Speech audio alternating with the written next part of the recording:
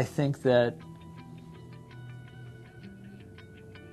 different human beings are given different cards out of the deck, and they got to do different things with them. And I think guitars are very much that way. And you want the parts to be way greater when they're put together. If you take a Pinto apart and you take a Porsche apart and you put them on the two driveways, it looks about the same. They all, there's two axles and four wheels and, engines and steering wheels and seats. I mean, it looks about the same. But I'm sorry, you put one together and the other one together, and one is way better than the other, right? It's the same thing with guitars.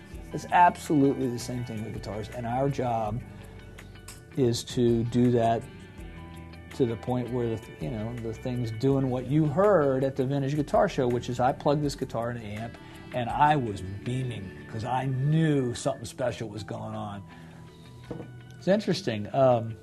Two dealers, very high-level dealers, asked to buy the guitar from me. And normally, I'll always say yes. This time I said no. I'll make you an I made a mistake once. I was standing on the stage at RFK, and one of the biggest rock stars in the world asked me for my personal guitar. And it was the first Dragon. It was the first Dragon prototype. It was the first of everything. It was Dragon 1, number 1, Proto 1. Wow. And I said, no, I'll make you another one. I'll give you its brother. Big mistake. He loved it. It sounded perfect to his rig. The next one didn't sound as good to his rig.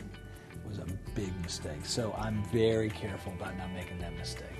If Eric Clapton played this guitar and loved it and would use it, it would be his. I don't want to make that mistake again, right? And it wasn't Eric that was on the stage that day, but I'm in a good position. We can make another one. He can't. So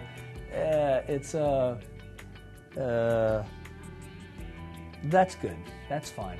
We know what the formula was to make this, and it's like Coke. You can make another can of Coke that tastes the same. You can do it, but if he falls in love with that can of Coke, and I'm doing an analogy again, you might as well let it go. Al Di Meola once asked me for my personal guitar, and I said, yes. He goes, huh?